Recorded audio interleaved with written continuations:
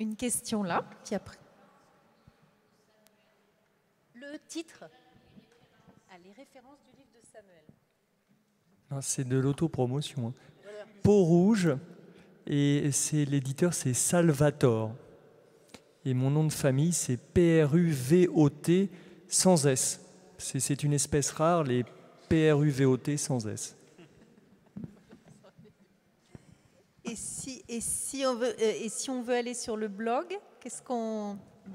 Baptiste? Vous allez juste sur Google et vous tapez « Alors voilà », tout simplement. Alors voilà sur Google, voilà. Et tous les jours, donc combien de fois au début, je publiais tous les jours, maintenant c'est une fois par semaine. Voilà, donc une fois par semaine, on peut trouver voilà, des nouvelles aventures de Baptiste. Alors, nous allons passer à notre dernière partie de l'après-midi, mais je repasse la parole à Étienne, qui, je crois, a un dernier petit exercice en réserve. Voilà. Pendant ce temps-là, on va s'installer tranquillement. Voilà. Je remercie nos 3 invités. On peut les applaudir. Voilà. Merci.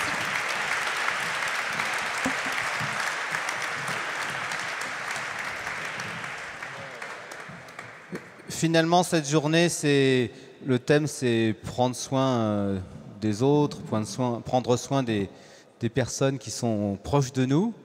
Alors l'exercice que je vous propose, mais vous avez le droit de refuser de le faire. Et d'ailleurs, vous demanderez à votre voisin s'il est d'accord pour que vous lui fassiez. Alors d'abord, levez-vous, si vous voulez bien. Alors, vous vous tournez vers votre voisin de gauche.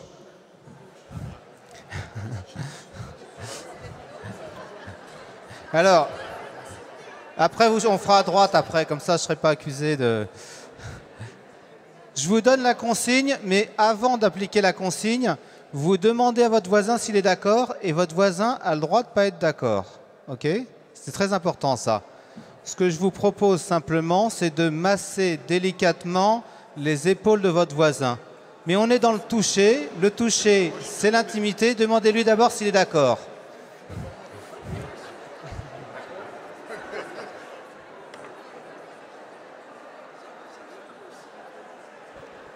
J'ai dit délicatement, délicatement.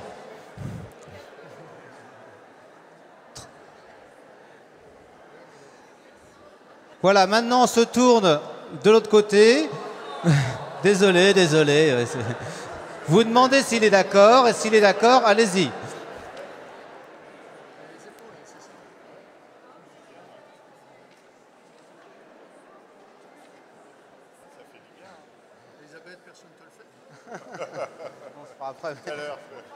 Bon, c'est bon. Voilà, c'est bon. Bah, vous pourrez continuer après la table ronde. Voilà. Bah, j'espère que c'est bon, en tout cas pour vous. Oui, oui.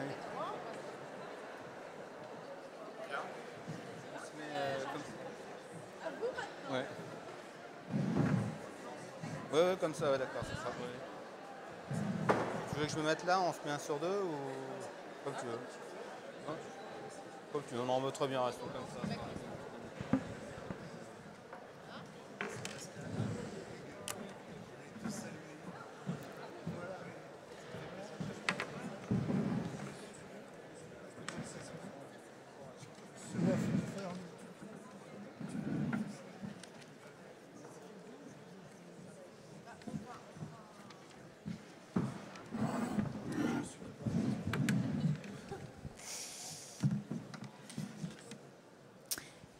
Alors voilà, donc depuis ce matin, on s'est lancé dans une grande journée Sens et Santé et nous avions 3 observateurs. Hein. Donc on va vous les représenter brièvement, ou du moins ils peuvent peut-être se présenter cette fois-ci eux-mêmes pour dire ce qu'ils ont envie de dire d'eux-mêmes. Mais surtout, donc, juste un petit mot pour vous expliquer notre idée. C'est-à-dire qu'en fait, il nous semble, on l'a bien vu aujourd'hui, hein, que finalement la santé aujourd'hui est un territoire où on se pose beaucoup de questions. La santé, c'est ce qui nous touche tous les jours, c'est parfois aussi ce qui nous touche à travers la maladie, et c'est souvent là où surgissent beaucoup de questions. Et face à ça, face à l'accompagnement de la maladie, il y a différentes façons d'accompagner l'homme, d'accompagner la personne. Et il nous a semblé intéressant d'avoir à la fois Dominique Cazaïs, donc kinésithérapeute, spécialiste de la médecine chinoise qui, je le rappelais ce matin, est l'un des plus anciens systèmes de santé très très complexe, très complet de l'humanité. Voilà, et donc ça nous semblait intéressant d'avoir ce regard-là sur cette personne que l'on soigne, cette personne que l'on accompagne dans sa bonne santé ou dans la maladie. Et puis, il nous semblait intéressant de faire appel à Jean Gérard, donc rhumatologue, qui est ici aussi au titre du diplôme universitaire médecine, méditation et neurosciences, qui a introduit la méditation de pleine conscience à l'hôpital et qui lui-même a expérimenté d'abord la méditation à travers une expérience bouddhiste et puis la transmet à travers une expérience laïque. Donc là aussi, un autre regard sur là aussi le bouddhisme, système aussi très ancien de regard sur l'homme et aussi de médecine. Il y a une médecine tibétaine très élaborée. Et puis Pascalide, donc en tant que prêtre catholique, mais aussi ayant fait des études de médecine, donc ayant ce regard aussi du médecin. Et Pascal qui s'est toujours intéressé, et je le soulignais encore tout à l'heure, l'un des rares, parce que finalement dans l'Église catholique, il n'y a pas beaucoup de prêtres et pas beaucoup de personnes en général qui s'intéressent particulièrement à ce domaine des nouvelles thérapies, des nouvelles approches de santé. Voilà, donc, et Pascalide qui est là aussi au titre de son ancrage dans le catholicisme et de ce regard. Voilà, il nous semblait important qu'on puisse croiser ce regard, c'est un petit peu ce qu'on cherche aux états généraux du christianisme, c'est-à-dire à se poser les questions avec des regards croisés, des expériences diverses, et c'est ça qui fait toute la richesse. Voilà, on repart peut-être avec des questions, pas des réponses absolument précises ou fermes, mais c'est ça aussi dans ce croisement de regards qu'on peut enrichir son propre parcours. Voilà, alors on leur a demandé un exercice pas très facile, d'écouter toute cette journée et au regard de leur expérience, de nous dire ce qu'ils en retiennent et peut-être de nous dire un petit peu aussi ce qu'est leur propre expérience de soigner tout l'homme. Qui est-ce qui veut commencer? Jean Gérard, tu veux commencer? Peut-être nous redire un petit peu ce que tu fais et ton approche en gardant bien le micro le plus proche. Alors, bonjour à ceux qui n'étaient pas là ce matin. Les autres, on s'est déjà dit bonjour. Ce que je fais, j'ai une activité de médecin rhumatologue en cabinet libéral et travaillant aussi à l'hôpital. Et j'ai développé au fil des années une approche de la méditation, comme tu disais, au sein de traditions méditatives bouddhistes, pas dans leur aspect religieux, mais plus dans leur aspect universel. J'ai bien aimé la discussion que certains évoquaient ce matin dans l'enquête sociologique, en particulier sur les différentes compréhensions qu'on peut avoir du développement personnel, du développement spirituel, de l'aspect religieux ou pas dans tout ça. Et puis j'ai développé aussi une activité au travers de cette méditation que je partage dans l'activité de soins, puisque j'ai développé à l'hôpital de Haute-Pierre, dans le service de rhumatologie du professeur Jean Sibilia, des protocoles de méditation qui sont proposés aux patients et aux soignants, avec cette merveilleuse possibilité de faire se relier sur cet aspect de souffrance que nous connaissons tous, si on enlève les étiquettes, les blues, et c'est pas si facile, comme vous l'avez vu dans les beaux témoignages cet après-midi en tant que médecin, de sortir de cette position très sécurisante de distance, et la blouse en est parfois le symbole, pas obligatoirement non plus.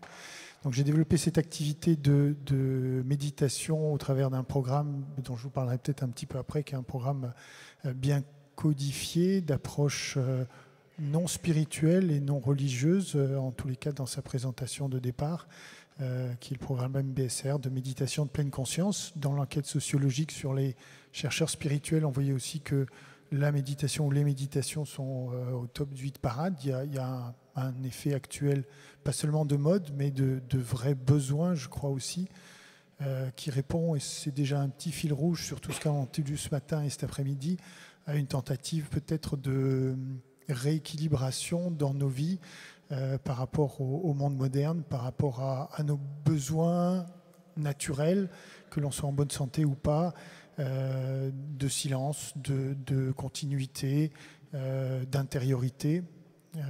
Et donc, ces approches de méditation, ils répondent tous. Et ce programme est proposé à l'hôpital et puis à tout public aussi. Donc, j'ai développé ces activités. Puis, comme tu disais, Elisabeth, un diplôme universitaire de médecine, méditation et neurosciences, dans l'idée de permettre aux professionnels de santé, des médecins, des psychiatres, des psychologues, des chercheurs en neurosciences, ensemble, à la fois d'avoir une vraie expérience de ce qu'est la méditation, à titre personnel, à la première personne, combinée à une découverte des approches dans plusieurs disciplines de ce que sont la conscience, la nature du lien entre le corps et l'esprit, que ce soit dans la santé ou dans la maladie. Et ces approches sont à la fois philosophiques, neuroscientifiques, psychologiques, avec des experts de haut niveau. Voilà pour ce que j'ai comme activité. Est-ce que tu veux que je fasse un fil rouge un petit peu? Alors c'est un exercice extrêmement difficile. Je fais appel à votre bienveillance.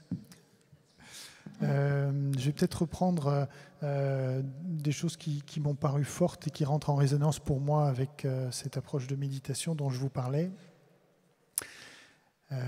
Approche de méditation qui propose, en tous les cas celle que je connais, parce qu'il en existe plusieurs, comme c'était déjà dit, qui propose d'explorer, d'investiguer quelle est notre expérience en tant qu'être humain, et qui propose une méthode pour le faire.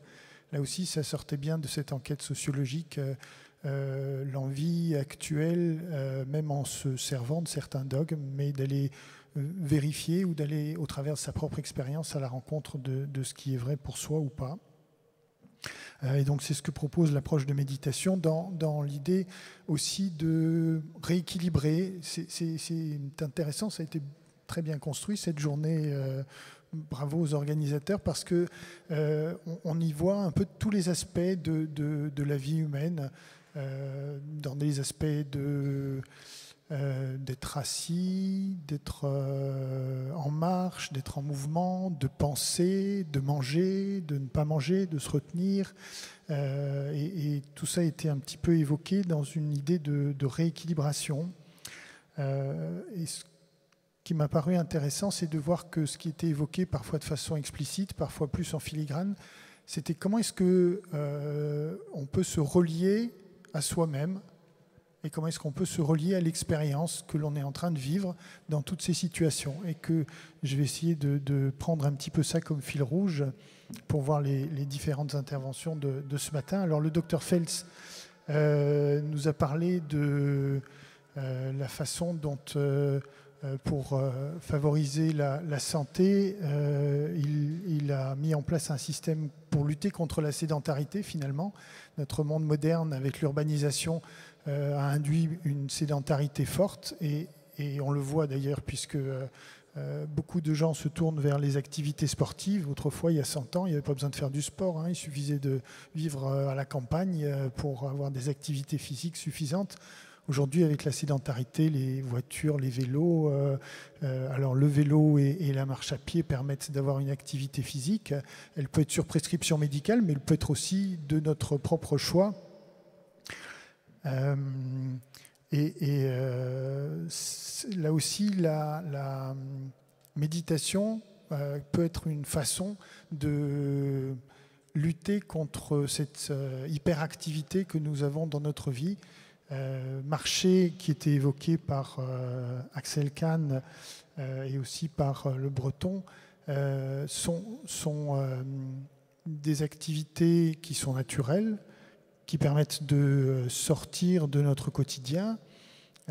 Mais au travers de ces activités-là, il y a aussi dans la possibilité de se relier à soi-même et de se relier à l'expérience, une possibilité de développer cette intériorité selon la façon dont on vit les choses. Alors j'aurais eu envie de dire ce matin à Axel Kahn, mais il n'est plus là malheureusement, que cette citation de Pascal, parce que Axel Kahn nous disait marcher permet de penser, pour lui marcher c'est penser, et je marche donc je suis, un peu à la façon dont Descartes proposait je pense donc je suis, et qu'à l'inverse Blaise Pascal disait tous les problèmes de l'homme viennent de ce qu'il ne peut pas rester seul assis dans une pièce sans ne rien faire. Et ça peut paraître paradoxal et opposer ces deux façons de voir les choses, et en fait ça ne l'est pas. Peu importe que l'on soit en train de marcher ou que l'on reste assis ou que l'on soit dans son activité quotidienne, là aussi c'est la qualité de présence consciente que l'on développe dans ces activités qui permet de changer complètement l'expérience que l'on en fait.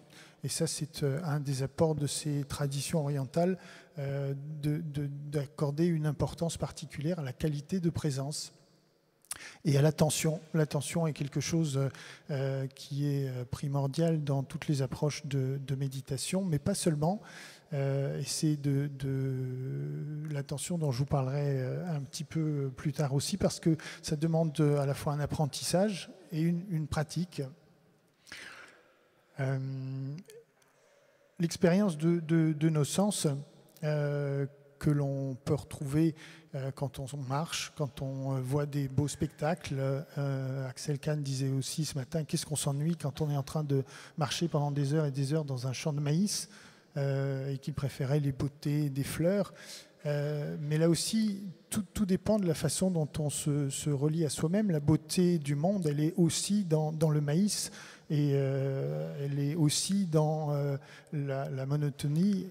Tout dépend de ce qu'on en fait, et tout dépend comment on est en relation avec soi-même dans ces moments-là.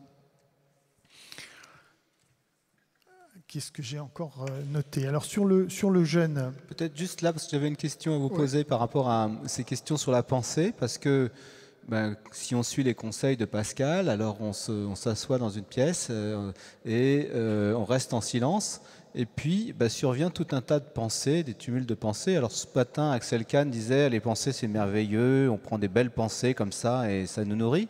Mais souvent l'expérience qu'on a, et quand on est malade, c'est parfois le cas, c'est des pensées qui sont négatives, c'est des pensées sombres, c'est des pensées qui nous jugent, qui nous culpabilisent.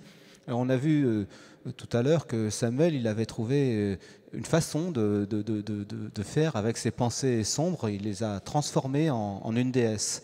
Mais qu'est-ce que la méditation, elle peut apporter par rapport à cette situation où voilà, on se pose, on s'assoit et il y a des pensées sombres, un peu destructrices. Qu'est-ce qu'on peut faire avec la méditation par rapport à ça? Alors, la méditation a une certaine façon de considérer les pensées comme un phénomène parmi d'autres de notre expérience humaine.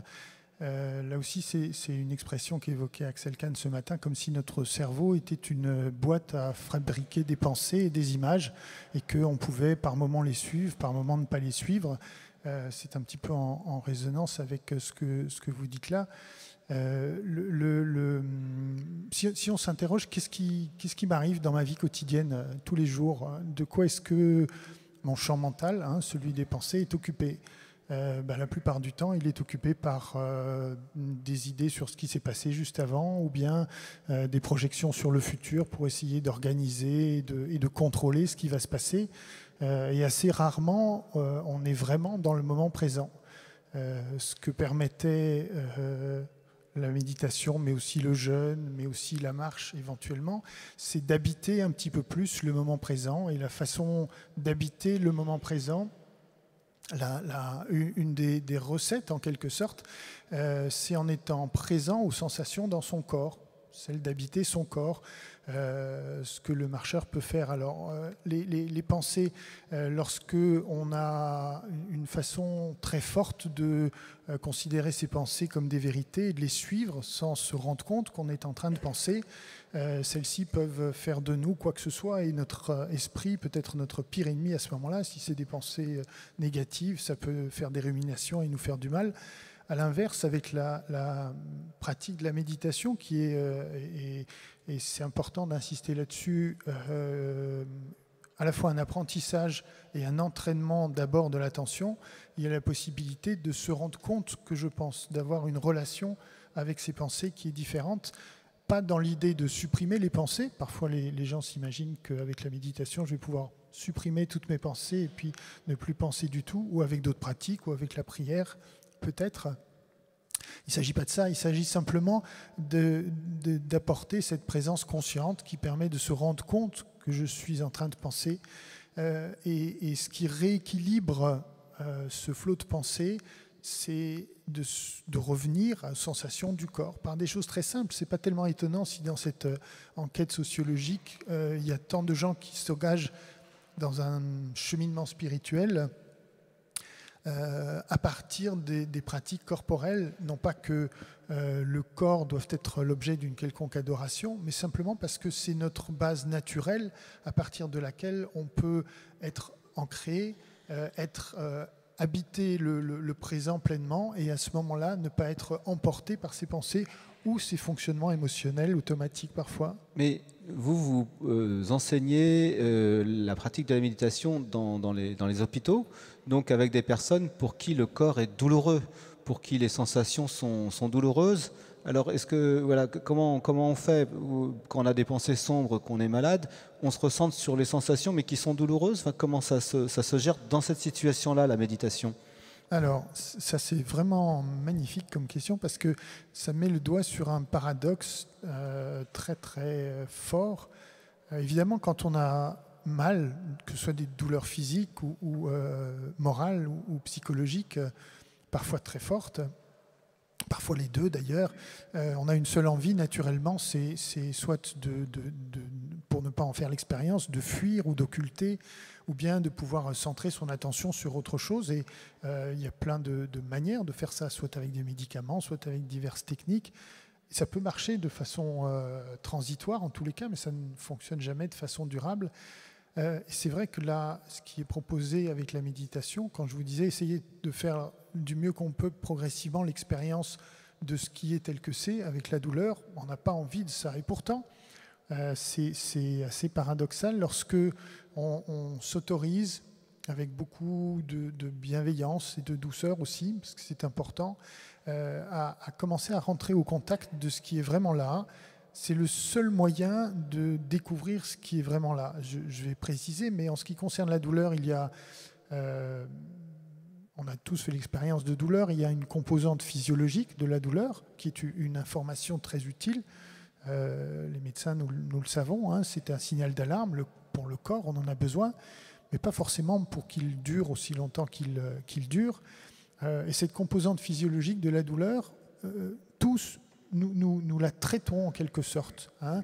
Nous l'interprétons, ça génère des pensées, ça génère des émotions, on se fait des films, hein, comme l'intervenante précédente le disait à propos de sa capacité à aller très vite, très loin, très fort et très seul dans des pensées négatives. On est tous capables de faire ça, et le faisant, on construit quoi à partir de cette expérience juste de la douleur? On construit la souffrance, on construit une espèce de multicouche qui aboutit à l'expérience qu'on fait de ce qui se passe. Et face à une même douleur physiologique, on réagit tous de façon différente.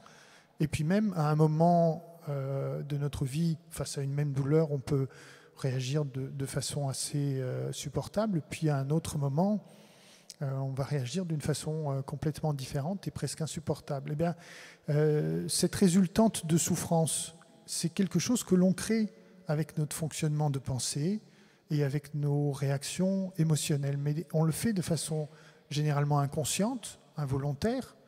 Ce que permet le développement de l'attention et de la méditation, c'est de s'en rendre compte, de le voir. Et la façon de le voir, c'est d'aller au contact de la sensation douloureuse elle-même. Et lorsqu'on découvre que cette douleur, finalement, dont on était très loin et dont on se faisait une idée, elle est en fait changeante, qu'elle a telle tonalité, qu'elle concerne telle région de notre corps, qu'il y a des sensations ailleurs dans le corps qui sont bien différentes, à ce moment-là, ça prend tout son intérêt d'aller au contact de la douleur, de se rendre compte de ce qu'elle est vraiment et de faire la différence entre la souffrance et la douleur, qui permet petit à petit, non pas qu'elles disparaissent, parce qu'elles restent toujours là, mais au lieu qu'on se retrouve à ce qu'elles prennent toute la place dans notre vie, ben, petit à petit, elle peut être un élément. Et j'ai bien aimé aussi cette façon tout à fait spontanée et naturelle qu'ont eu sur leurs témoignages les derniers intervenants. La façon de mettre en mots ou de faire une symbolique ou de théâtraliser, c'est aussi une façon de rentrer en contact avec ce qui est là. Et dans son propre système de croyance et de pensée, de donner du sens à ce qu'on est en train de vivre, c'est absolument indispensable comme étape pour pouvoir l'englober dans quelque chose de plus vaste. Ça, c'est une façon de faire que les uns ou les autres peuvent trouver spontanément. La méditation est une autre façon de faire encore pour répondre à ça. Juste un point très concret, puis on va faire tourner la parole. Des expériences scientifiques ont été réalisées justement sur ce point. Et aujourd'hui, on arrive à voir, par exemple, au scanner, comment au niveau du cerveau, un cerveau de méditant a une perception de la douleur un petit peu différente, ou du stress, par exemple, un petit peu différente de quelqu'un qui n'a pas travaillé à être dans le présent. Tu peux juste nous en dire un petit mot, simplement. Qu'est-ce qu'on constate et sur lequel aujourd'hui on peut mettre un peu des preuves qui étaient finalement de l'ordre de l'expérience intérieure avant et qu'on que les scientifiques aujourd'hui parviennent à identifier? Alors, on vit une époque par certains points assez formidable. Aujourd'hui, ce que tu évoques, c'est les avancées en neurosciences et en techniques d'imagerie cérébrale. Je dis formidable parce que tout ce qui était du champ immense de l'expérience intérieure, jusqu'il y a très peu d'années, était absolument impossible à objectiver. Et donc, n'étant pas objectivable, impossible non plus à quantifier. Et dans notre monde occidental, pour pouvoir, à moins d'avoir la foi, pour pouvoir croire que quelque chose est vrai, il y a besoin de cette preuve scientifique. Et là, tout d'un coup, l'expérience intérieure, qu'est-ce que j'ai comme émotion, qu'est-ce que je ressens, comment ça fonctionne, commence un tout petit peu à être visible et compréhensible. Et on se rend compte, effectivement, pas seulement avec la méditation, avec la prière aussi, avec d'autres pratiques psychocorporelles aussi, avec le yoga, avec le qigong. La méditation a beaucoup été étudiée, effectivement. Il y a des effets de la méditation, même dans des programmes qui ont juste fait 8 semaines. On voit des différences avant et après chez les gens, dans la façon dont les réseaux d'organisation du cerveau, du système nerveux central fonctionne avec des moindres réactivités à la peur, avec une durée moins forte de réaction à la douleur et qui ne passe pas par des circuits dans lesquels c'est produit par une décision volontaire, qui passe par des circuits qui mettent en jeu des mécanismes en lien avec la façon de se relier à soi-même. C'est pour ça que je disais ça aussi en préambule, parce qu'il y a des preuves scientifiques aujourd'hui qu'on commence à comprendre un petit peu mieux ce que c'est la façon dont on se relie à soi-même, avec des aspects plus en lien avec ce qu'on se dit sur soi-même et des aspects qui sont plus en lien avec la façon dont on développe cette sensation du corps. Et le soi somatoviscéral ou le soi du ressenti, c'est quelque chose qui commence à correspondre à des modèles qui existent dans ces traditions orientales et qui correspondent jusqu'à présent pas à ce qu'on avait comme notion en psychologie occidentale. Oui, c'est vrai qu'on commence à redécouvrir combien le travail sur le corps peut avoir aussi une influence sur l'esprit. Et la méditation dont nous parlons notamment de la pleine conscience. Quand vous entendez parler du cycle de 8 semaines, ça s'appelle aussi MBSR. Et en fait, pourquoi 8 semaines, comme Jean-Gérard vient de nous le dire? Parce que 8 semaines, c'est le temps qu'il faut pour que s'installe finalement cet effet de 8 semaines de méditation quotidienne pour arriver à cet effet. C'est pour ça que l'expérience qui est proposée, que ce soit à des soignants, que ce soit à des personnes en traitement ou à des personnes qui souhaitent pour différentes raisons s'initier à cette méditation, c'est un programme qui est proposé sur 8 semaines. Voilà, parce que finalement la méditation c'est pas magique non plus, c'est comme la prière sur lequel on a aussi des études aujourd'hui qui nous parviennent.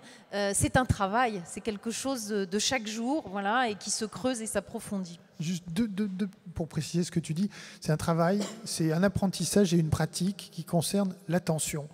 Et nous vivons dans un monde où l'attention n'est pas entraînée. C'est même l'inverse. On vit dans un monde où, de par les multiples stimulations, la distraction est entraînée au quotidien. Il y a quelqu'un qui a dit qu'il s'agit d'armes de distraction massive sous lesquelles on est victime et que cette pratique de l'attention, elle nécessite vraiment de l'apprentissage et du temps. Ça ne se fait pas tout seul dans cette idée de rééquilibration. Merci. Alors, Pascal, qu'est-ce que tu retiens de cette journée j'aurais envie tout de suite de réagir, parce que ça mais... m'intéresse. On parle toujours, et c'est vrai qu'elles sont passionnantes, moi je les ai. Pardon, j'ai un aphte qui fait que je parle mal, hein, je suis désolé. Un aphte à la langue. Oui, j'ai besoin des médecins, vous voyez. Et d'abord, médecin, soigne-toi toi-même.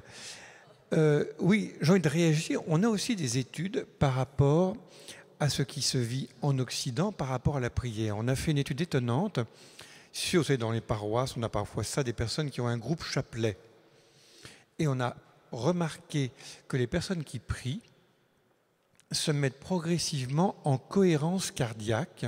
C'est-à-dire qu'il commence à y avoir une espèce de synchronisation de toutes les personnes. Et en effet, c'est dû au fait que quand on dit le « Je vous salue Marie », la première et la deuxième partie correspondent à une durée qui, en alternance, permet progressivement au souffle et, par conséquent, au cœur lui-même de prendre le même rythme. D'où l'effet bienfaisant. Je ne suis pas en train de dire qu'on dit son chapelet seulement pour les effets bénéfiques, mais s'il y en a en plus, pourquoi les refuser? Donc pour dire à quel point l'être humain est un corps et âme, avec donc des effets très réels. Alors, moi j'aurais bien envie de reprendre la journée qui était tellement riche, merci, bien organisée, et de le reprendre en première personne. Alors d'abord, quand j'ai entendu parler, on a fait marcher, bouger, manger, jeûner, les différents témoins, mais je vais vous dire, moi j'ai envie de l'appliquer dans ma vie. Très concrètement, par exemple, le fait de savoir qu'au minimum marcher 3 fois 10 minutes par jour, c'est bienfaisant. Quand j'étais à Rome, j'ai vécu à Rome pendant 13 ans, tous les jours, j'allais au Saint-Siège, c'est-à-dire au Vatican, et je mettais un quart d'heure aller, un quart d'heure retour, au moins 2 fois par jour. En plus, j'avais le bonheur de frôler le Tibre où on voyait des goélands, puis vous imaginez un peu la coupole de Saint-Pierre qui change de couleur tous les jours. J'ai vu plus de 4000 fois, non, 8000 fois. C'était toujours différent. Donc, là, j'ai fait l'expérience à quel point la marche quotidienne était bénéfique. Et depuis que je suis revenu en France, depuis 3 ans, je suis un sédentaire, j'ai pris 3 ou 4 kilos, et je vois bien que je suis plus souvent malade. Donc, je vous garantis que ce que j'ai entendu aujourd'hui, je vais l'appliquer dans ma vie. D'autant plus qu'au séminaire où je me trouve, j'enseigne la formation humaine, je parle des rythmes du sommeil, mais il serait bon que d'abord je vive cette charité par rapport à moi pour mieux en parler par rapport aux autres. Pareil d'ailleurs par rapport aux questions de diététique, que je trouve tout à fait essentielles. Donc j'étais très heureux d'entendre ça. J'en profite. Nous les chrétiens, souvent on nous dit que nous sommes les ennemis du corps. Voire on nous culpabilise en nous disant mais c'est vous qui avez introduit cette espèce de ressentiment par rapport à la vie. C'est une critique qui remonte à un certain Friedrich Nietzsche, donc deuxième moitié du 19e siècle. Est-ce qu'elle est vraie ?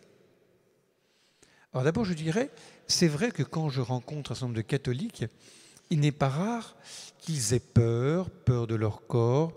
C'est une des raisons pour laquelle j'en ai fait écrire ce livre sur les nouvelles thérapies. C'est, par exemple, quand je parle d'hypnose, je lance ce mot hypnose. Qu'est-ce qu'il y a dans votre tête ? Vous voyez peut-être le serpent K du livre de la jungle, ou si vous avez des références plus littéraires, vous voyez le fakir dans Tintin. En tout cas, pour vous, quand je parle d'hypnose, vous voyez quelque chose, vous perdez le contrôle, vous perdez conscience, ou finalement, un thérapeute, on espère qu'il a un peu de déontologie, mais pourrait vous manipuler. C'est étonnant comme on peut avoir peur ou comme on peut ignorer. Donc c'est vrai qu'on a l'impression qu'un certain nombre de chrétiens ont réduit l'évangile à « ayez peur ». Alors qu'on sait que dans l'Écriture, au contraire, il y a 365 fois « n'ayez pas peur ». Donc c'est vrai que parfois les chrétiens ont peur, mais en fait, la question du corps n'est pas du tout contraire à l'Évangile. Rappelez-vous, moi, il y a un très beau passage, Jean 4, verset 6. c'est le milieu du jour. Jésus s'assoit parce qu'il est fatigué. Extraordinaire parole. Jésus n'est pas un fatigué du matin qui ne se lève pas par paresse. Ce n'est pas non plus un excité du soir qui ne s'assoit que lorsqu'il a passé une journée folle et qui fera un infarctus à 40 ans. C'est quelqu'un qui a à la fois le courage de se lever pour faire la volonté de son Père et pour aimer les hommes. C'est s'asseoir pour se reposer, pour pouvoir ressourcer ses énergies et repartir. Comme dit saint Augustin, voilà le Dieu inlassable qui accepte d'être fatigué. Là, on voit toute la belle humanité de Jésus et on voit à quel point Jésus lui-même est un homme incarné. Moi, volontiers, quand je pense au Christ, vous imaginez cet homme qui est vraiment homme, qui a passé sa vie à marcher. Moi, j'imagine volontiers, vous voyez, sur les routes de Galilée, en train de contempler les paysages et d'imaginer ces paraboles dont toutes, je dis bien toutes, ont façonné notre imaginaire. Il n'y a pas une seule parabole. Vous imaginez ce que ça suppose comme beauté dans la capacité inventive de Jésus, le temps qu'il a pris en marchant pour découvrir cela. Autrement dit, donc, le corps est au cœur de l'Évangile. Donc, si on est devenu ennemi du corps, ce n'est pas le christianisme. C'est d'abord Descartes, notre cher valiant cavalier français, qui a coupé le corps de l'esprit il y a 4 siècles. Et après ça, ce que Foucault a tellement bien dit, je pense, en surveiller et punir. Il parle du corps dressé. À un moment, il regarde un peu ce que l'on faisait pour éduquer les petits-enfants. Il a fait le calcul suivant.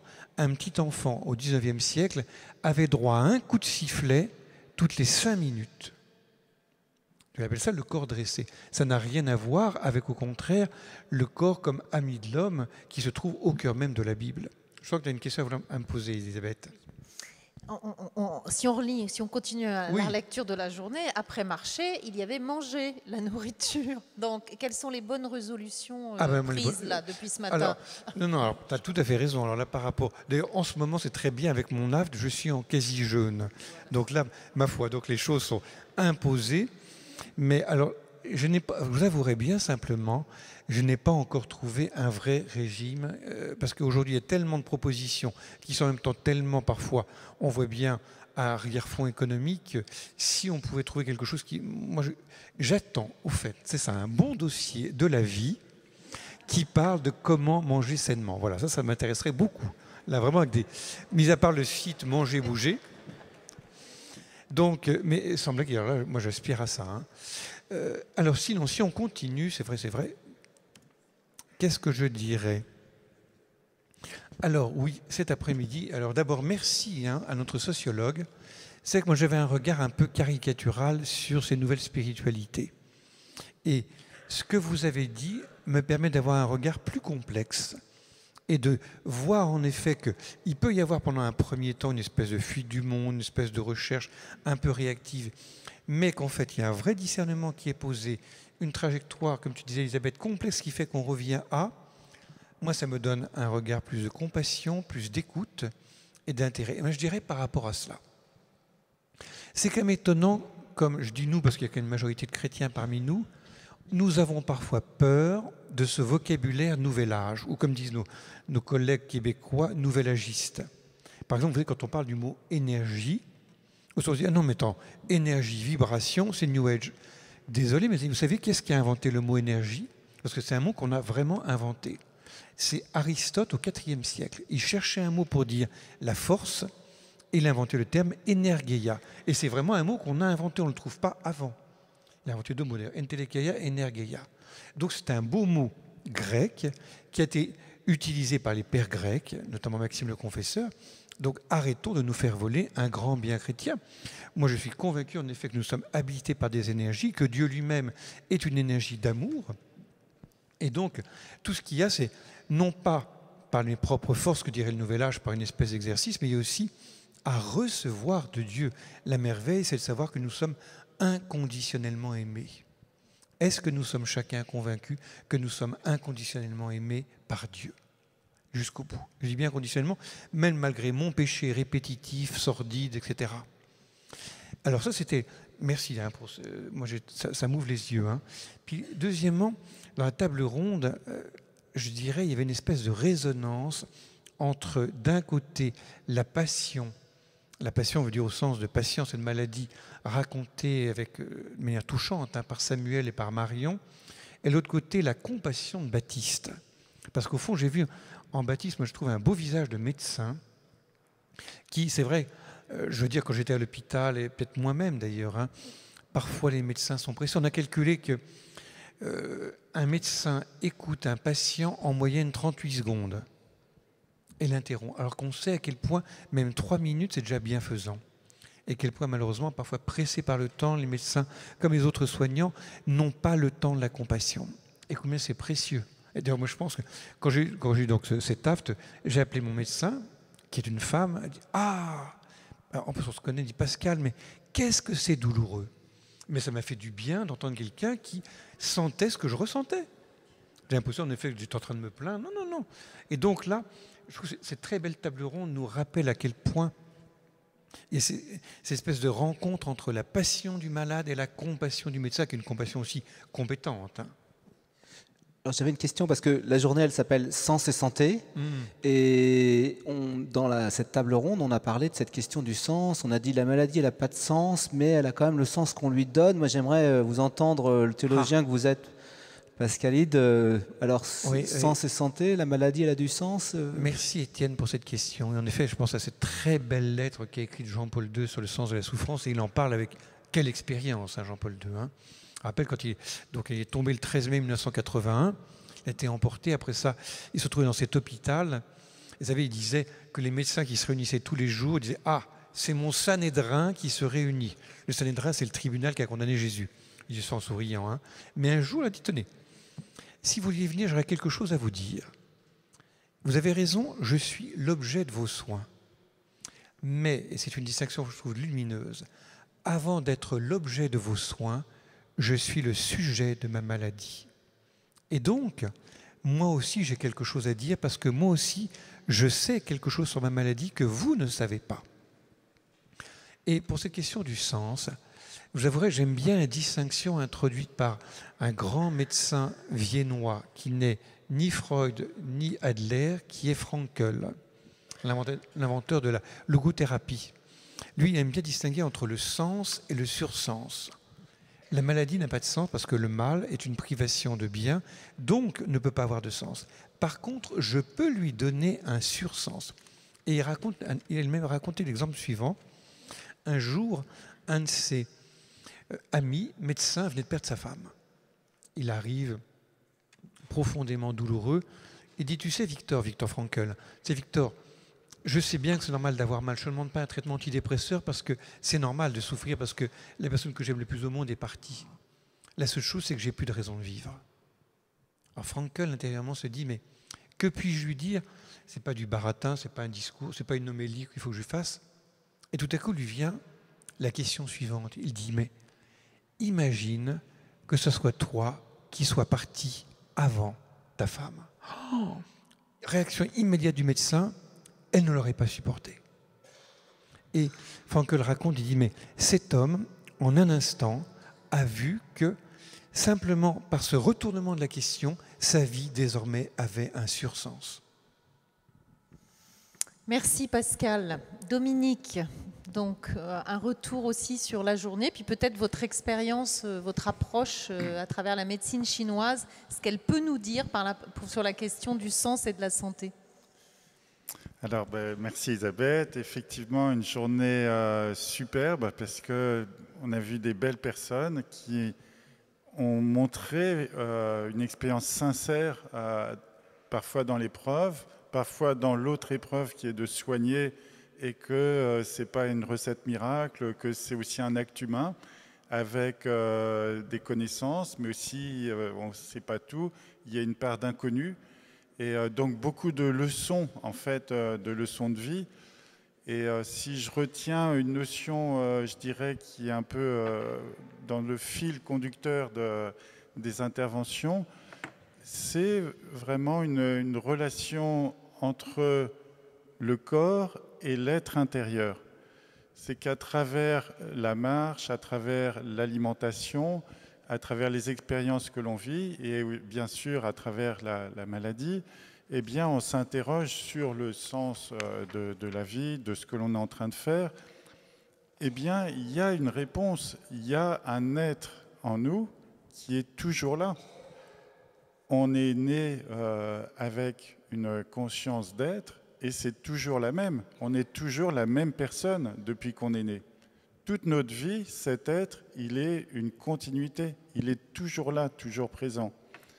Et si on arrive à trouver ce lien, alors beaucoup de pratiques, de techniques, de démarches, et des fois c'est à travers la maladie aussi, on trouve la présence de cet être intérieur. Et dans la médecine chinoise, eh bien, c'est la première chose que le médecin chinois va observer, c'est la présence de l'être qui rayonne à travers le visage, à travers le regard. On voit si l'être est bien incarné dans son corps. Le corps est le support de cet être intérieur. Ils sont indissociables tout le long de notre existence. Et cet être intérieur, eh bien, quand on s'y relie aussi à travers la méditation, on a des réponses, on a cette confiance, puisque finalement, c'est lui qui compte. Ce n'est pas la discontinuité de tous ces moments d'existence. À un moment, c'est bien, à un moment, c'est moins bien, à un moment, on souffre, à un moment, on est joyeux. La vie est une discontinuité permanente. Et il y a une continuité derrière, dessous, dedans, qui est la manifestation de cet être intérieur. Donc ça, c'était la première chose qui était vraiment sous-jacente à toutes les interventions. Une deuxième chose, c'était la relation avec la nature, à travers la marche, à travers l'alimentation et bien sûr à travers le doute dans la maladie, de douter de sa nature. Est-ce que j'ai une mauvaise nature pour être malade ? Dans la pensée chinoise, on dit tout simplement la nature, c'est ce qui existe par soi-même. Donc les Chinois, enfin la philosophie, la pensée chinoise n'a pas essayé d'expliquer l'origine de la vie, n'a pas essayé de sentir une transcendance ou de placer un Dieu. Elle a simplement constaté qu'il y a quelque chose qui existe, qui semble avoir toujours existé, qui semble pouvoir toujours exister, qui existe par elle-même. À partir d'une cellule, il y a des milliards de cellules, les saisons s'enchaînent, les planètes tournent, ça existe. Et on est bien sûr une part de cette nature. Donc à travers la marche, par exemple, eh bien, on retrouve cette relation avec la nature que nous sommes. Parce qu'aujourd'hui, une vraie problématique qui a été bien dite par un poète français, Antonin Artaud, qui était un peu illuminé aussi, mais très très clairvoyant. Il a dit « L'homme a remplacé la nature partout où il pouvait la remplacer ». Particulièrement depuis le 19e, 20e siècle. Et c'est vrai qu'on remplace tout. Donc on remplace déjà les parties du corps, on remplace tous nos systèmes vivants, on remplace nos valeurs, on remplace notre alimentation, on remplace notre communication, puisque maintenant ça se fait à travers des appareils. Et donc tout est remplacé progressivement. Et donc on cherche qu'est-ce qui existe vraiment. Alors finalement, si tout est remplacé, qu'est-ce qui nous reste ? Et je pense que c'est vraiment cette question qui est au cœur du questionnement plus général du sens, c'est qu'est-ce qui nous reste comme sens de la vie ?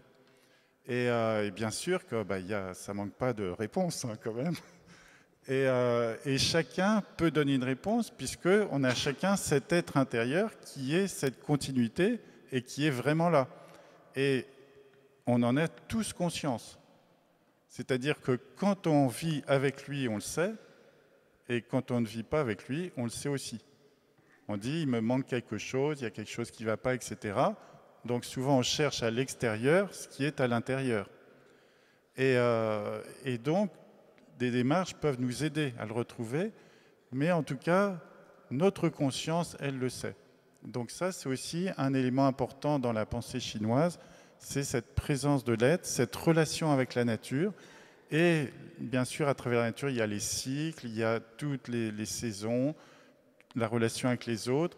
Et cette relation, elle est fluide, harmonieuse, elle nous nourrit. Alors ça, c'est aussi un élément important. Tout ce qui est à l'extérieur vient nous nourrir. L'alimentation, bien sûr, nourrit notre corps, mais les paroles, les émotions, les informations, tout est nourriture. Même ce que vous avez entendu aujourd'hui, eh bien, c'est une nourriture. Mais cette nourriture, vous allez la digérer, comme le reste. Et quand vous allez la digérer, vous allez transformer ce que vous avez reçu pour que ce soit vous. Une fois que vous l'avez digéré, ça n'est plus moi, ça n'est plus Elisabeth, tous les conférenciers, c'est vous, c'est devenu vous. Vous avez assimilé, c'est une part de vous-même, une part vivante de vous-même. Et donc aujourd'hui, il y a ce problème de nourriture, c'est que d'une part, l'alimentation est détériorée, c'est-à-dire qu'elle ne contient plus la vitalité d'un fruit qu'on va cueillir dans un champ, mais surtout, on est saturé d'informations à travers la télé, les publicités, enfin tout ce qu'on voit, on est saturé d'informations qui ne sont pas souvent une bonne nourriture pour nous. Et donc, notre système digestif, alors là, je reviens un peu plus sur la médecine chinoise, puisqu'on doit tout digérer, eh bien, c'est notre énergie digestive qui doit digérer tout ça. Donc, on passe notre temps à digérer tout un fratras d'informations, d'images, d'éléments de la télé, de tout, dont on ne sait pas quoi faire, puisqu'on n'est bien souvent pas directement concerné, et qui vont peu à peu alourdir nos sens, alourdir et freiner notre mouvement énergétique, qui vont embarrasser nos organes, créer des stagnations, et qui vont nous couper avec cet axe vertical de l'existence. Alors l'axe vertical, c'est bien sûr celui qui peut nous relier à Dieu, dans notre pensée occidentale. Dans la pensée chinoise, c'est l'axe de l'homme entre la terre et le ciel. Et dans cette conception, l'homme est nourri par la terre et animé par le ciel. Vous voyez qu'on n'est pas très loin. Et cet axe vertical, c'est lui qui nous donne du relief, qui nous donne du sens par rapport aux choses. Parce que quand on a de la hauteur, on peut voir du sens. Mais en passant notre temps à digérer les choses, eh bien, on ne fait que gérer notre existence. Surtout que cette existence moderne, elle nous donne beaucoup de contraintes. De temps, d'horaire, d'obligations, de ceci, de cela. On n'arrête pas de gérer les choses. Et donc, on perd cet axe du cœur et des reins dans la pensée chinoise. Les reins, c'est notre assise, c'est notre volonté de vivre. Et le cœur, c'est le miroir du ciel. Il doit être vide. Et il y avait cette expression sur le jeûne que j'ai bien aimée, où on disait il faut réduire un peu les désirs, il faut être dans une sobriété. Et dans la pensée taoïste, il y a une belle phrase qui s'appelle le jeûne du cœur. Le jeûne du cœur, c'est de diminuer ses désirs pour que le cœur il reste ouvert, limpide et fluide, et qu'il ne soit pas encombré par toutes ces pensées, tous ces problèmes. Donc ça aussi, c'était un élément fort de cette interrogation. Et bien sûr, quand on est malade, eh bien, on est très troublé. Et son cœur est troublé. Et donc, on n'a plus ce lien avec le ciel, ce lien avec l'être intérieur. Et donc, on reste dans une pensée. Et donc, aujourd'hui, j'apprécie énormément les tentatives de médecins, de thérapeutes, d'essayer de remettre du lien. Et qu'un médecin, s'il a un moment de méditation personnelle, eh bien, il trouve une source d'inspiration. Il n'est pas qu'une machine technique qui va appliquer des références médicales, dans tel cas on fait ça, mais il va considérer, comme il est relié avec son être, il va considérer l'être global qui est devant lui, le patient, et donc il va avoir beaucoup plus d'informations. Et son traitement aura beaucoup plus d'impact. Et on a d'ailleurs vu aujourd'hui beaucoup d'exemples de ce cas-là.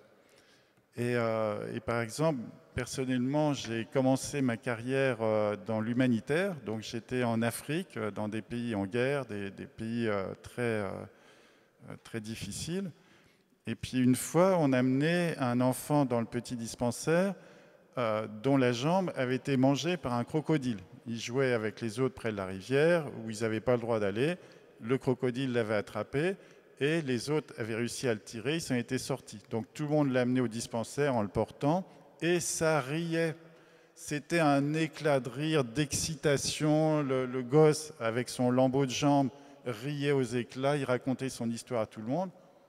Alors moi, j'étais quand même catastrophé. C'était quand même très grave. Et je dis, mais pourquoi tout le monde rit? Pourquoi tout le monde est joyeux? Ben, il s'en est sorti. Il est vivant. Et donc, c'était cette victoire de ce potentiel que l'enfant portait. Il avait une force de vivre qui lui avait permis de s'en sortir. Et bien souvent, dans la maladie, dans l'épreuve, eh bien, cette force, c'est elle qui va décider. Hein, c'est cet être qui a son potentiel et qui va faire pencher la balance d'un côté ou de l'autre, nous donner cette joie de pouvoir en sortir. Et ce potentiel, eh bien, c'est peut-être une mission, le projet qu'on a dans la vie, c'est que ce qui est en nous existe à l'extérieur de nous, dans notre vie, avec ceux qui nous entourent. Merci Dominique.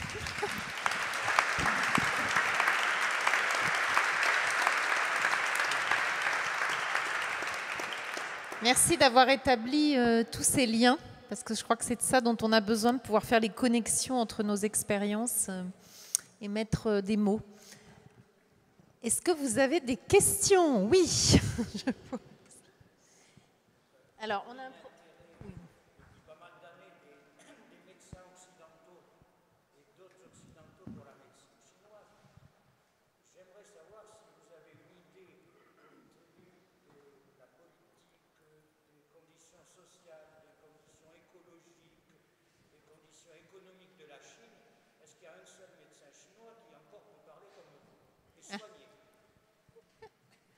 Alors, est-ce que tout le monde a bien entendu? Est-ce qu'il y a un seul médecin chinois qui peut parler comme vous et soigner comme vous, compte tenu des conditions actuelles de la Chine?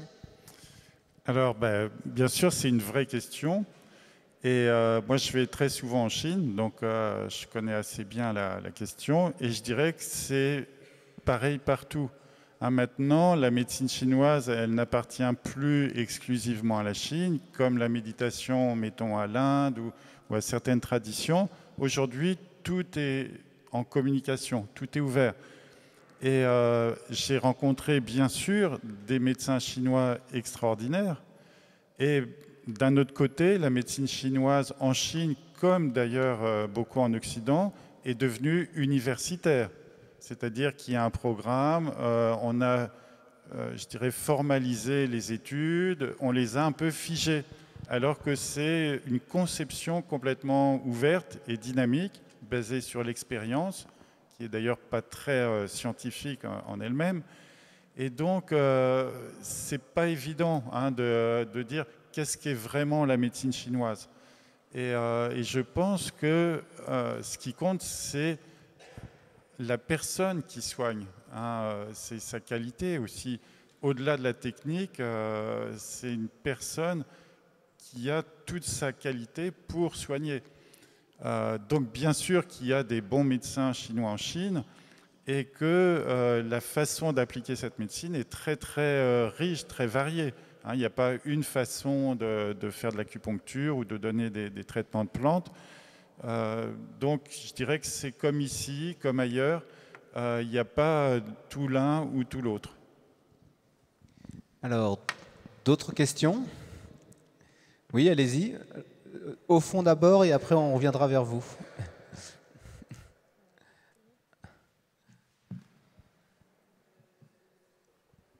Peut-être approchez-vous, faites quelques pas pour qu'on puisse...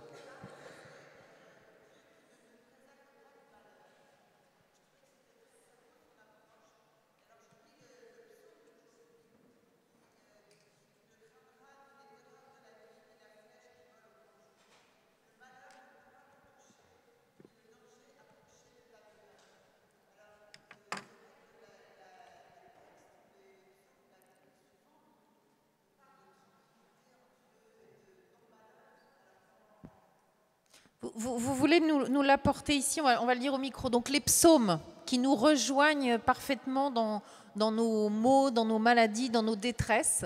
Donc comme vous le soulignez très très justement. Voilà. Et vous pouvez nous le relire pour que tout le monde puisse l'entendre. Voilà. Et vous avez dit au début, j'ai beaucoup aimé... J'ai beaucoup aimé ce que disait Marion Collard, que Dieu était le Dieu de l'intranquillité et qu'il n'était pas là pour nous préserver du malheur. Et alors je me dis, tiens, je vais regarder les textes du jour. Et le psaume, c'était « Sa fidélité est une armure, un bouclier. Tu ne craindras ni les terreurs de la nuit, ni la flèche qui vole au grand jour, ni la peste qui rôde dans le noir. Enfin, le malheur ne pourra te toucher, ni le danger approcher de ta demeure. » Donc c'est vrai qu'on est forgé par tout ça. Donc voilà comment on fait. Pascal, tu veux dire? Oui, merci, c'est une belle question. Alors, moi, c'est le seul point sur lequel je mettrai un peu de distance. J'ai bien aimé ce qu'a dit Marion. Et de fait, c'est vrai que quand elle dit, en effet, elle dit « Dieu ne nous préserve pas de l'horreur ». Alors, bien sûr, je vois le risque, faisant partie du renouveau depuis 35 ans, je vois bien le risque de transformer parfois Dieu en assurance tout risque. Ça ne marche pas. En même temps, quand je prends mon expérience, je vois bien que Dieu, d'abord Dieu est puissant, que Dieu agit et que Dieu n'aime pas que l'homme souffre. Dieu, s'il nous aime infiniment, son cœur est infiniment sensible. S'il est infiniment sensible, il ne peut pas supporter que sa créature elle-même soit douloureuse. Pour ça, je pense à un autre psaume, le psaume que vous avez lu est très beau, un autre qui est complémentaire, qu'on connaît tous. Le Seigneur est mon berger. Ça commence comme ça, dit tout le monde est d'accord, il nous mène sur des prés d'herbes fraîches, tant mieux. Puis tout à coup, donc il parle à la troisième personne. Puis brusquement, il dit « Passerai-je un ravin de ténèbres ?» Et qui n'a pas traversé un ravin de ténèbres dans sa vie? Parfois, c'est très mystérieux, c'est même parfois tellement caché que personne ne le sait. Il dit « Tu es avec moi ». Il passe de la troisième personne à la deuxième personne. Tout à coup, on se rend compte qu'il parle de l'expérience. Et en effet, je pense que Dieu ne nous évite pas les épreuves, chacun nous le sait, parce que chacun nous en connaît. Par contre, ce qu'il nous promet, c'est qu'il est avec nous quand on vit l'épreuve. Et de fait, c'est que cette parole-là, c'est Henri Bergson, le grand philosophe, qui s'approchait de plus en plus de la foi chrétienne, qui était juif, disait ce verset du psaume, et ce psaume lui-même, lui qui avait tellement lu et qui a tellement enseigné, disait « Pour moi, économise des centaines d'ouvrages ». C'était le verset que saint François d'Assise racontait lorsqu'il est allé voir, lorsqu'il avait traversé le désert, il souhaitait évangéliser, je ne sais plus quel, c'est pas un imam musulman, en tout cas il souhaitait, insultant, tout à fait, il tremblait, il disait « Mais je risque ma vie » et tout en acceptant cette peur de risquer sa vie, il récitait ce psaume « Passerai-je un ravin de ténèbres, tu es avec moi ». Alors, il y avait une question ici. Vous voulez vous approcher? Comme ça, on vous entendra pour la prononcer. Ce sera encore mieux.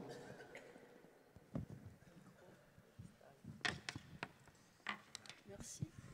Non, je pensais aux études de médecine. Est-ce que tout ce qu'on a entendu aujourd'hui, il me semble qu'il y aurait beaucoup de choses, beaucoup de notions nouvelles à faire passer dans ces études de médecine.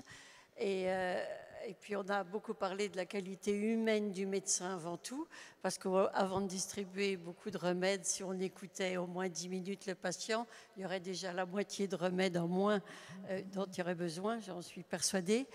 Je le sais aussi par mon corps. Et voilà, ce qui serait intéressant, c'est de savoir si déjà on pouvait ne pas trier la première année de médecine sur des qualités purement de physique, de maths, mais les qualités humaines de la personne qui se propose d'être médecin. Déjà, il y aurait un grand changement, parce qu'il y a quand même des gens qui sont refoulés 2 fois alors qu'ils ont des qualités humaines sensationnelles. J'ai pu en faire l'expérience dans ma famille. Quel gâchis! Quel gâchis, voilà.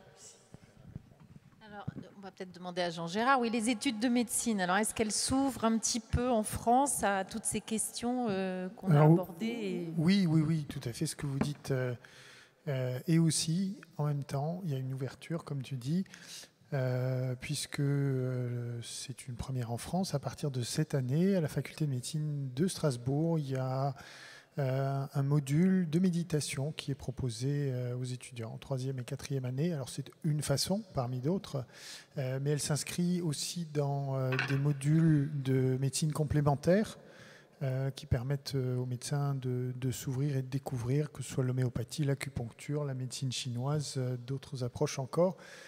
Ça s'inscrit dans une démarche de réhumanisation de la médecine qui équilibre cet aspect qui est vrai aujourd'hui, qui est d'une technicisation de plus en plus forte.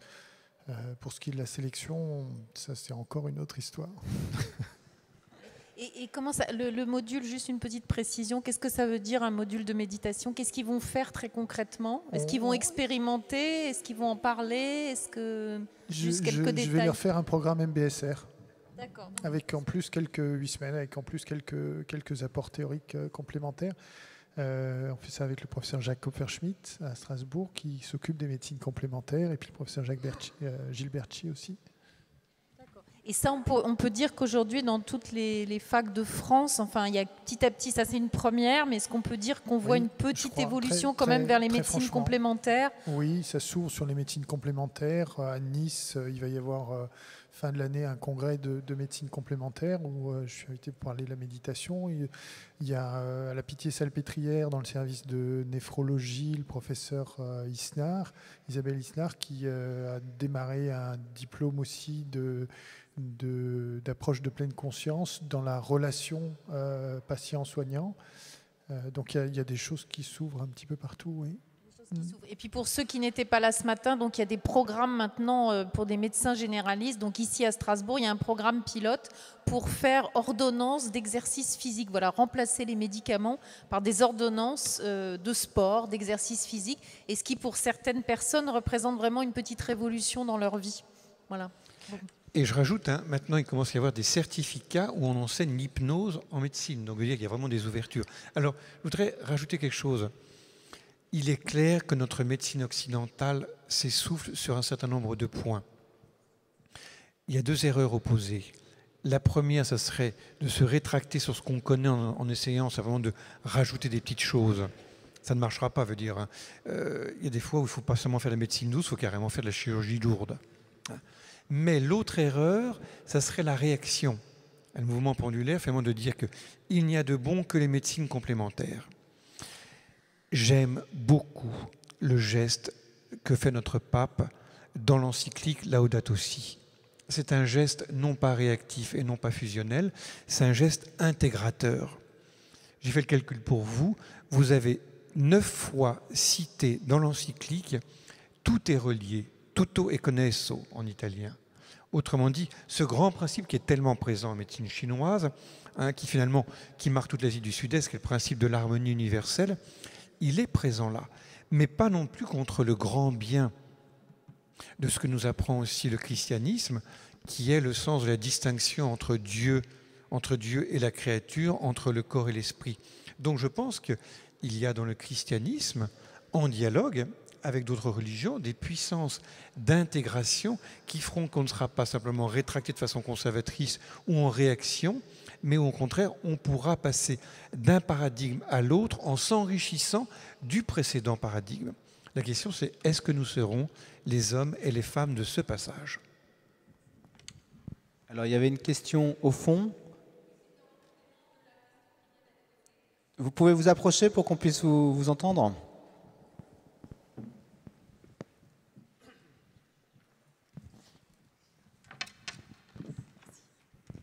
Oui, c'était en complément de la question qui vient d'être posée. Pourquoi réserver, peut-être aurez-vous un complément encore d'informations à me donner, toutes ces nouvelles, toutes ces techniques, dont on a parlé, pourquoi les réserver aux seuls médecins qui sont déjà débordés? Est-ce qu'une ouverture vers d'autres personnes qui exercent ces professions, médecine chinoise et autres, travailler en complémentarité et en ouverture et en équipe pluridisciplinaire. Pourquoi pas? Vous pensez à quel métier? Entre autres médecine chinoise, comme il y a des ouvertures comme l'ostéopathie, toutes ces techniques sont toujours très controversées. Je ne suis pas sûr d'avoir compris votre question. C'est à propos Je de pense quoi que c'est la vous dites question qu'il y a pas plus d'ouverture générale un peu, que je comprends bien, qui est... C'est la question de l'institutionnalisation. Est-ce qu'il faut réserver en effet au seul corps médical la compétence de qu'on a marqué aussi par rapport aux psychothérapies. Alors, ces approches et ces techniques ne sont pas du tout réservées aux médecins. Elles sont, par exemple, pour ce que je citais sur le diplôme à Paris de la relation patient-soignant et de la méditation de pleine conscience, c'est ouvert à tous les soignants. Ensuite, les approches de méditation de pleine conscience, elles sont ouvertes à tout le monde. Je crois que tout le monde peut en profiter. Ce que vous avez peut-être entendu et que je citais, qui est le diplôme universitaire de médecine, méditation et neurosciences, pour l'instant, en tous les cas, il est principalement ouvert aux professions de santé avec ce niveau de formation parce qu'il y a beaucoup de neurosciences, mais que les médecins soient débordés, ça n'est qu'une nécessité supplémentaire pour qu'ils s'intéressent encore plus à ça. Sur la méditation, on a l'habitude de dire que c'est bien de méditer quotidiennement. Et combien de temps est-ce qu'il faut si on a le temps, il faudrait y consacrer 20 minutes, une demi-heure, 1 heure tous les jours. Et si on n'a pas le temps, 2 fois plus.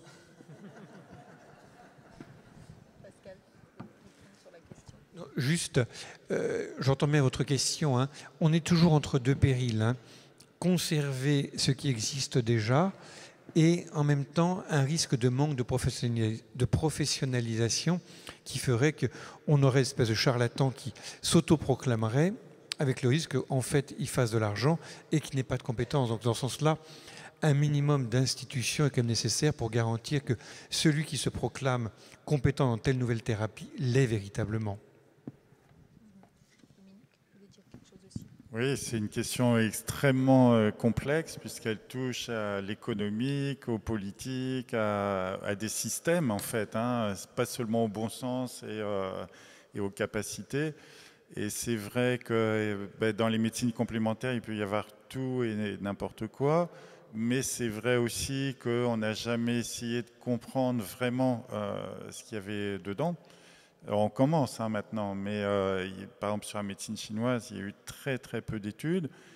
Que ces médecines complémentaires, plusieurs ne sont pas scientifiques au sens occidental, puisque en médecine occidentale, on fait des tests sur des affections avec deux groupes, un groupe qui a le traitement, l'autre non, pour le même symptôme ou la même maladie.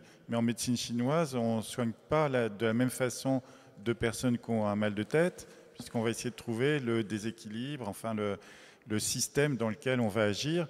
Et donc, c'est très difficile de systématiser des traitements, et ça serait même dangereux pour la médecine chinoise, parce que ça ne serait plus vraiment de la médecine chinoise.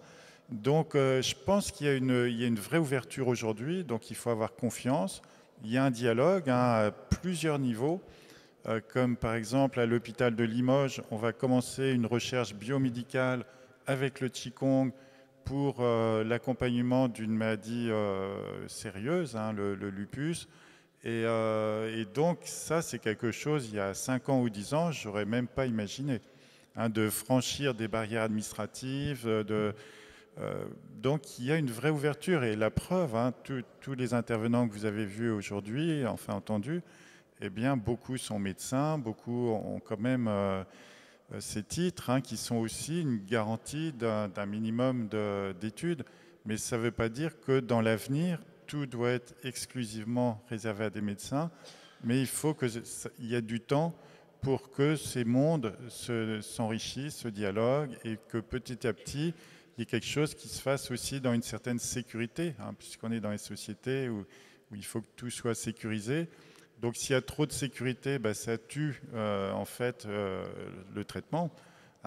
Comme disait Molière, vouloir être médecin, quelle étrange maladie est cela? Donc voilà, on est entre deux extrêmes et on essaye de trouver un consensus. Mais je pense que de toute façon, les choses, elles se font toujours. C'est-à-dire que quand on arrive au bout d'un système, il y en a un autre qui vient, etc. Donc, et puis il y a beaucoup de gens qui œuvrent pour cette ouverture.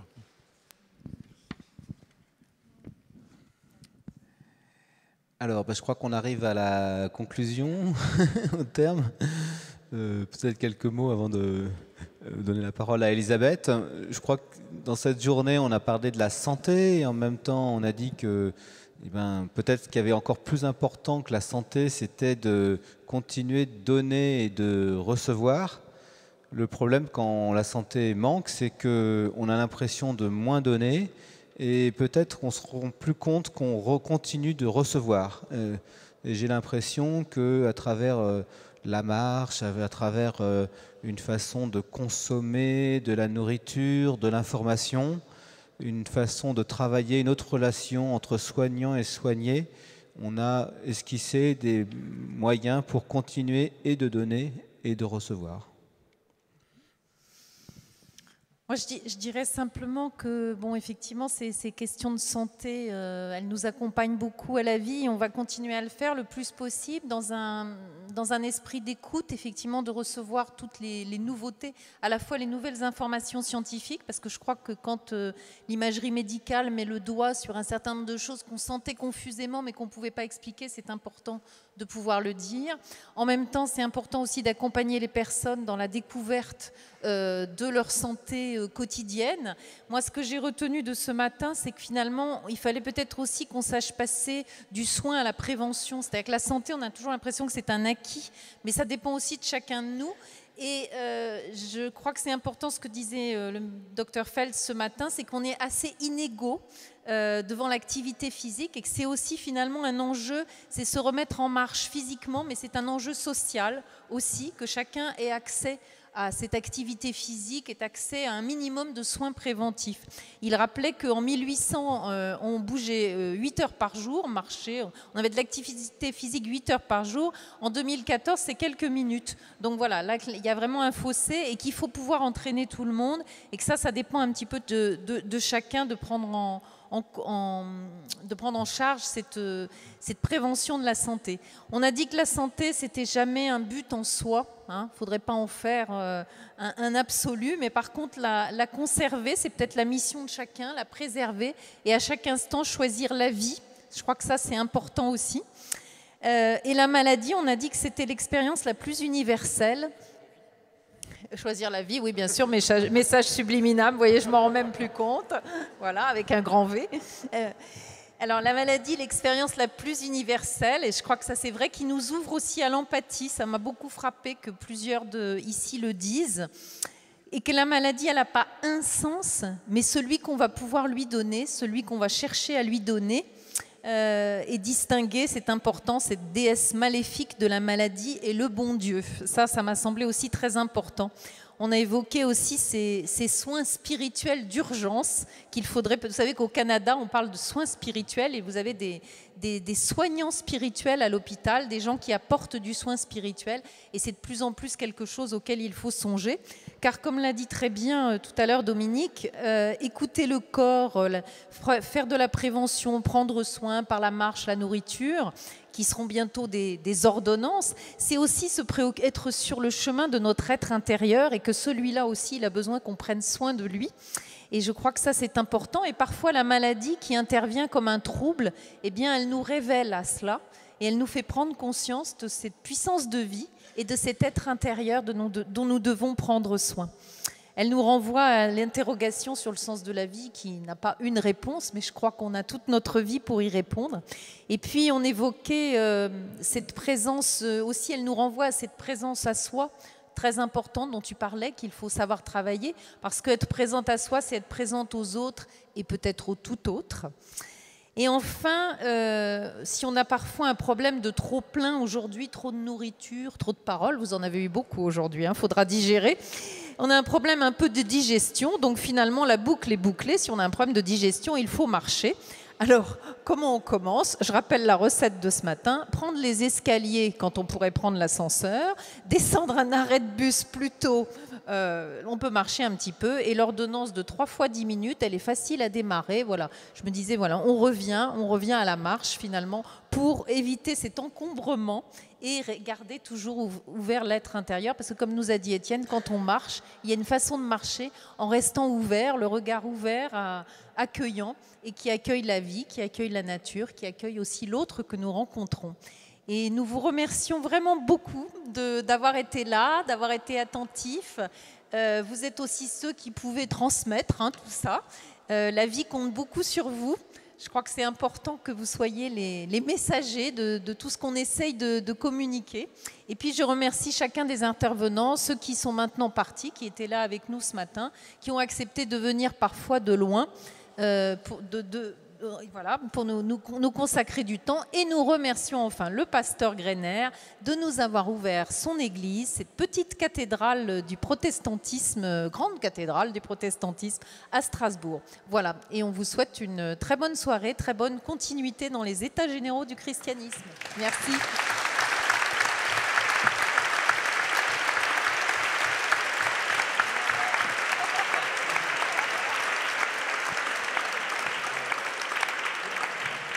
Vous pouvez retrouver la plupart des ouvrages, peut-être pas tous, mais à la librairie Kléber, sur Place Kléber, qui est notre relais, voilà, notre partenaire durant ces 3 jours des États généraux.